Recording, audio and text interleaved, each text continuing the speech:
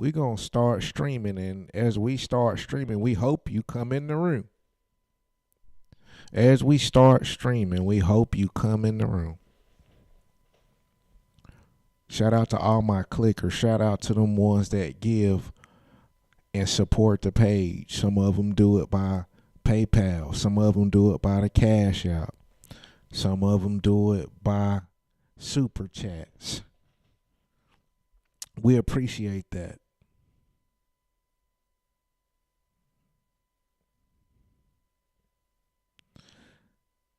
There is a motion sickness that comes from elevation changes.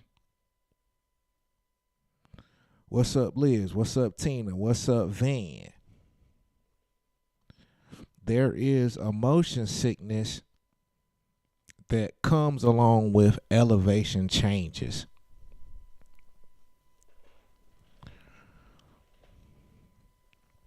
And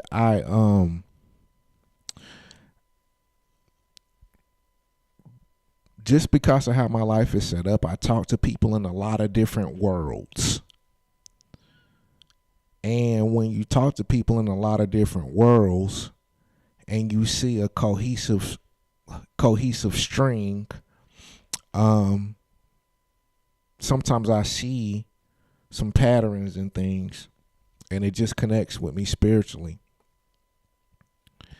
And this, I was just getting ready to leave out, but what a lot of you are experiencing is a motion sickness that results from a level change. Big Justin, Big High Play, Big Christopher Reeves. See, I looked up something because God gave me this vision of an astronaut. Okay?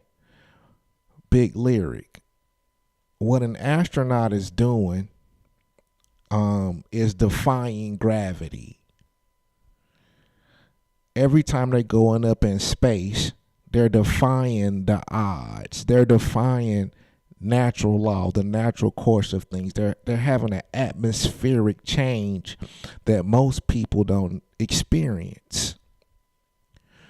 Most people are not subjected to those type of G-forces. Most people are not subjected to that type of gravity. Most people are not subjected to that type of disorientation. And I said to myself, I said, God, why are you showing me that? And he said, similar to that, as your people that you speak to are having an elevation change, they're going to be experiencing some disorientation. They're going to be experiencing some disorientation. Some people feel like, I don't know what to do. I don't know what to fight. I don't know why I feel queasy. I don't know what's causing my nausea. And sometimes it's an elevation change, because with every elevation change, your body has to acclimate. And if you're not careful, you could confuse an elevation change or a metamorphosis, so to speak, as a loss or downgrade, or you not being up to par or up to snuff. The definition of the level change is you're supposed to be not up to snuff. You're supposed to be not where you need to be for this level. If you were where you were supposed to be for this level, there would be no disorientation. There would be no nausea. There would be no dis-ease, because you already got it under control. That's Big Aunt Stewart. That's Big CC Jennifer. Big Hustle 88. And God said, go through and find the symptoms of these astronauts. And I did. One of the first symptoms that the astronauts experience in the level change is, number one, motion sickness. These people planned on going to the next level. Listen to this. They're going to the next level. They're going to explore. They're going to see things that nobody's ever seen. They're going to plant a flag. And they're voluntarily knowing, hey, 9 times out of 10, I'm going to have motion sickness, meaning I'm voluntarily going in this thing knowing as I go to the next level, I'm going to be sick sometimes. They experience nausea, vomiting, dizziness, disorientation, known as space adaptation syndrome, meaning there's a syndrome known that goes with the level. Some of y'all not prepared for the syndromes that come with the level. And so there will be a season of motion sickness and a season of disorientation until you adapt to the atmosphere. What else do astronauts experience? Head and sinus pressure. There will be pressure associated with your ascent.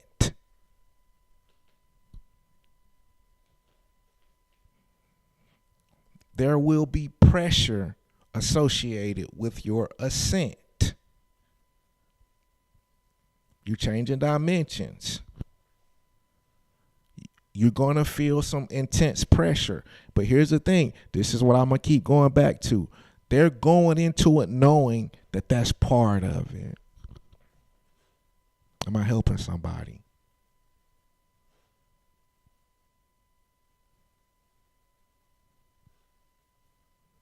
Third thing. Difficulty in sleeping. Some of us got that right now, huh? You ain't even out of space yet. Changes in the circadian rhythm and the absence of a regular day-night cycle from the sun disrupts the sleep. I'm changing dimensions. I got to find out how to find my rest now in a new season.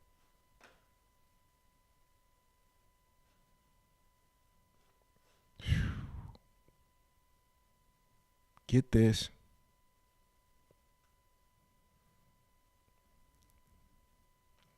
Other short-term symptoms, this is because of microgravity, is muscle weakness and bone density loss.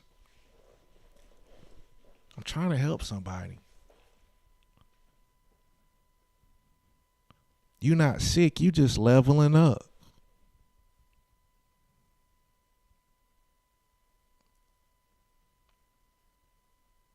Yeah, I lost weight because I'm working on something. I ain't been eating the same because during this time of metamorphosis, some things is changing. So I don't got the appetite at the normal time because, heck, I can't even sleep at the right time.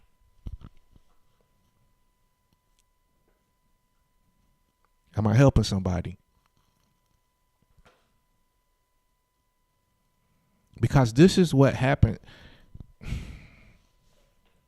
This is what happens when you win a battle.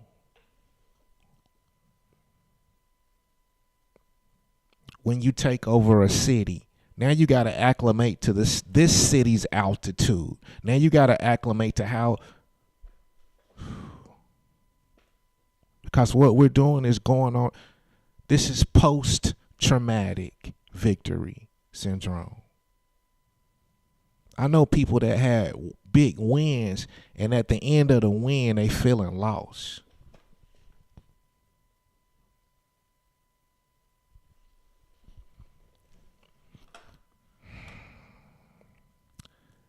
Lift up your head. Changes in vision, cardiovascular changes, alter immune function. Man, I changed dimensions, so I can't even see the same. They say the swelling in the optic nerves due to all the pressure. Now my vision blurry.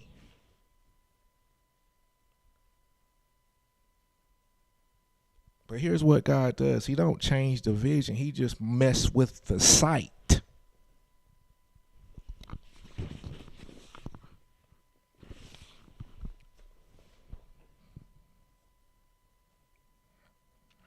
Get this. Get this.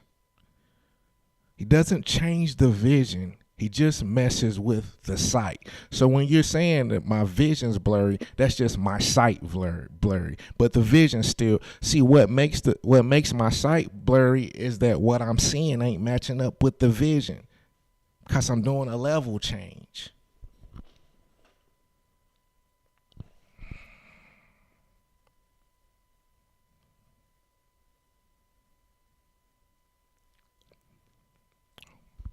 Okay.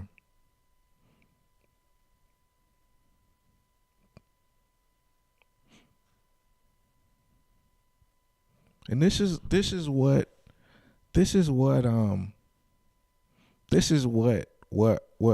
struck me. What struck me was the long-term symptoms.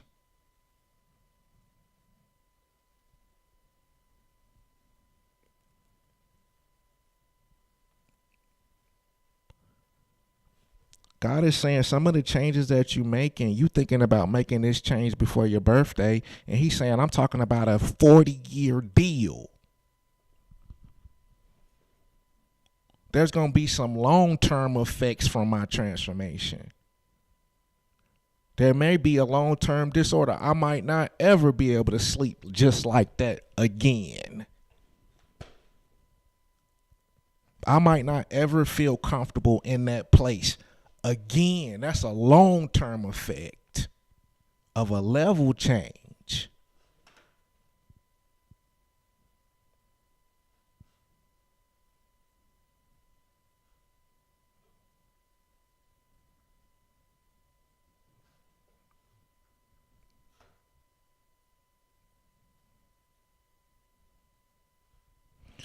But as I keep on repeating, God is asking us in this season to remember what he said. See, I got kids, man. And this is what God was dealing with me before I came in.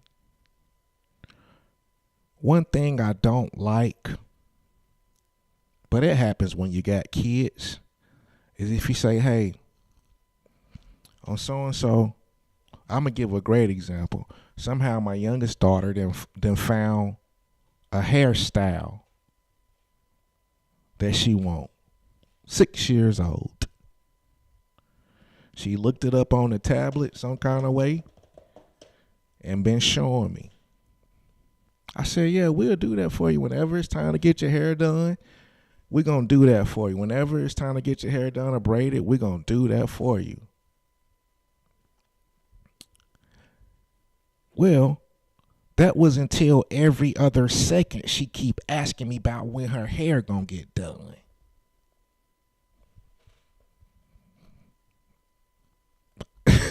I was gonna do it till you didn't believe that I was gonna do it, and you keep asking me about it. I am a father. If I say you can get your hair done like that, as soon as we can get your hair done like that, you getting that. You ain't got to ask me about that no more.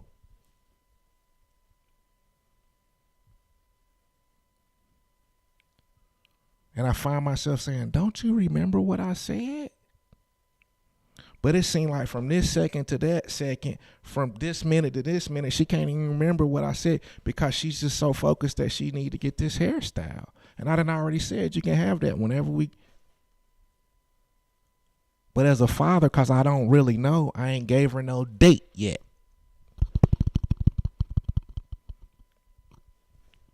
And for some of y'all, God is asking you to remember what I said, please. I'm not going to say that you're not going to have this ease. I'm not going to say I don't want you to pray to me and cry out and ask for help. But I also don't want you to whine me to death. I want you to stand tall and remember what I said. Now, here's the thing. Some of y'all can't remember what he said because you don't take the time and stop and be quiet and pray and try to hear. But for those of you that have already heard what he said and it don't match with what you're saying, he's asking you to recall. And I'm going to say that every time I get on here.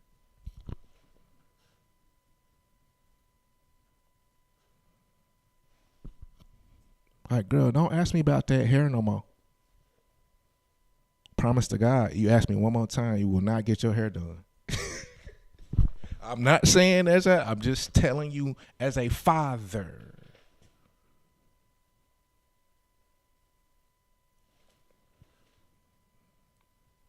We're giving one more example of your metamorphosis and we're out of here.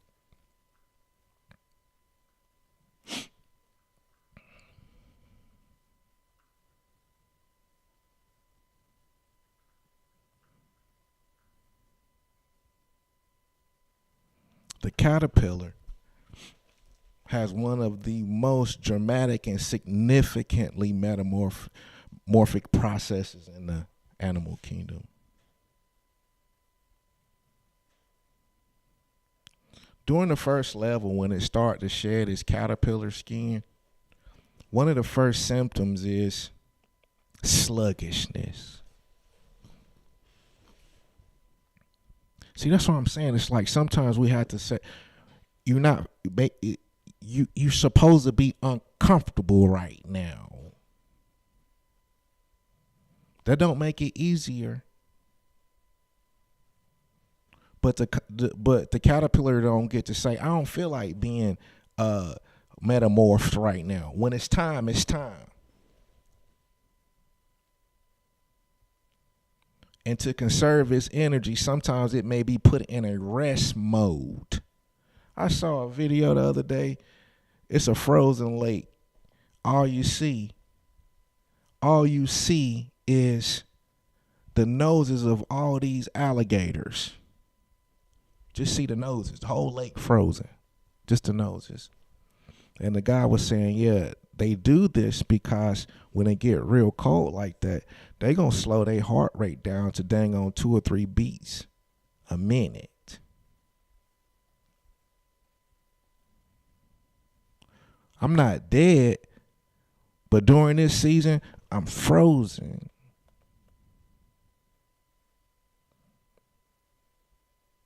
And sometimes the season is progressing you and not your efforts.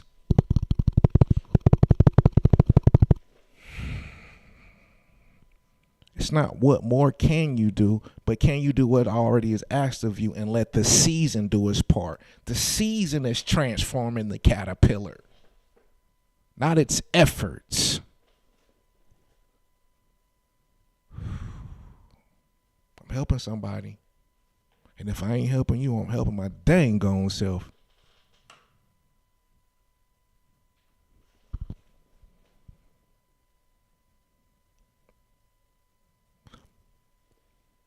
And that's why, during the first parts of the year, especially the chosen, it gets tough.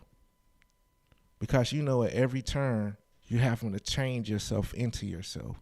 For every season, you're having to be the person that can do the thing. For every change, you're having to change your mentality and change your schedule. But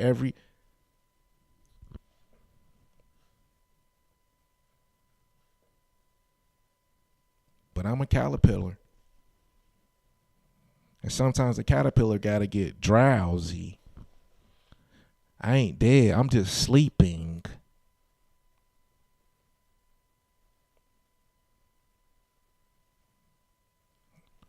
And so you have, because imagine if somebody sees them crocodiles in a frozen state and think they dead, and then when the water unthaw, they get in that water and want to get down in there with them. You'll see who dang on dead because the season has changed now. And what God made froze, he's in unthawed. And while you thought I was dead, I was resting. I was regenerating. See, the caterpillar not resting for no reason. He got to do that for the new skin to grow.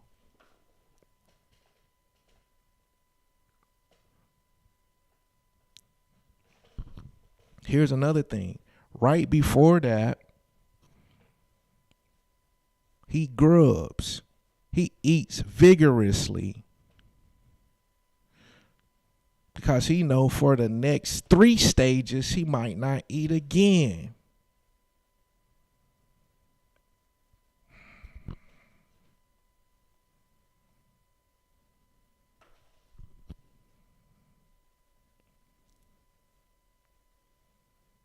And I'm going to fast forward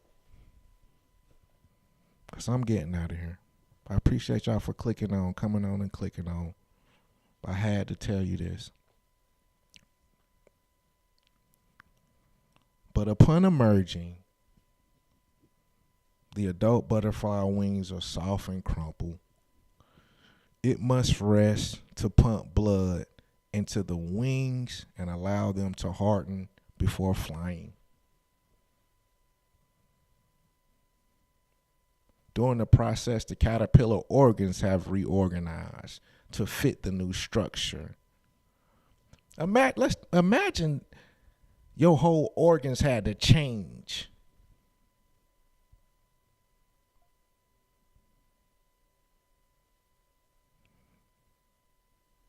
But he not like, woe is me. He know when I pop out again, I'm going to pop out in something. This is why you facing so much difficulty. This is a word for somebody, because when you popping out, you're going to pop out as a new species of man and woman. It's different from an outfit.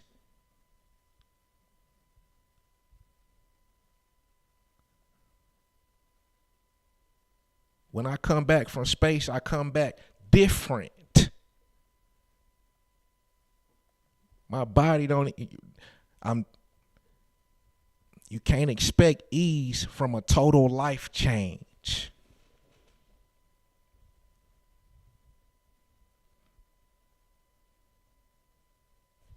So think it not strange.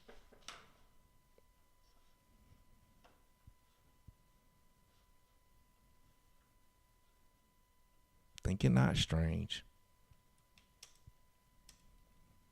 And I love that scripture.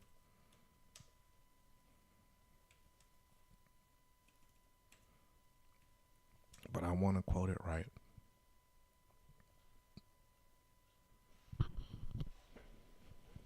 Because I say it all the time. Think it not strange concerning the fiery trial which is to try you, though some strange thing happened to you. I'm going to repeat that. Beloved, think it's not strange concerning the fiery trial which is to try you, as though some strange thing happened unto you. This is the cry of the butterfly. When the caterpillar changing, even though his organs change, his sleep changed, his eating changed, his day-to-day changed, his whole body changed, he had to say, I think that's not strange.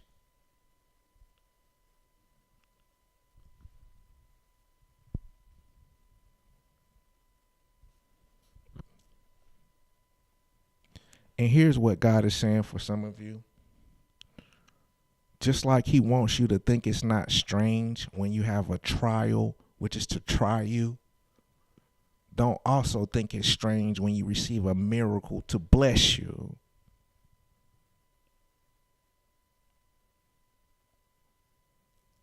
It's a part of being a child. With a child comes some rebuke and it comes some reward. Think it not strange.